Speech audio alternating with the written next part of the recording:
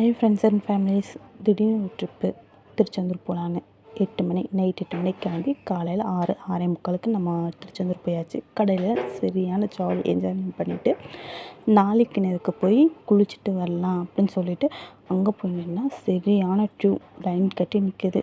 அங்கே ஒரு 2 மணி நேரம் ஸ்பெண்ட் பண்ணி நாளைக்கிணறுல குளிச்சாச்சு. அதுக்கப்புறம் நம்ம முருகனை பார்த்துட்டு வரலாம் அப்படின்னு சொல்லிட்டு முருகனை பார்க்க கிளம்பியாச்சு.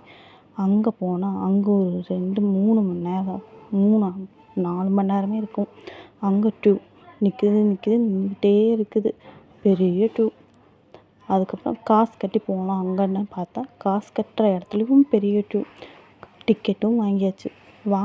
அங்கே பார்த்தா டிக்கெட் வாங்கின பிறகும் ட்யூ போயிட்டே இருக்குது. சரியான டிப்ரெஷனில் போயாச்சு. மைண்ட் அப்செட் ஆகிடுச்சு. இனி நம்மளால் முடியாது அப்படின்ட்டு.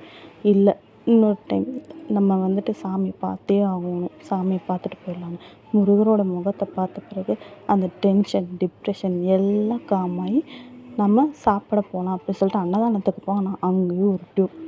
சரி சாப்பிட்டு கிளம்பியாச்சு. பாய்.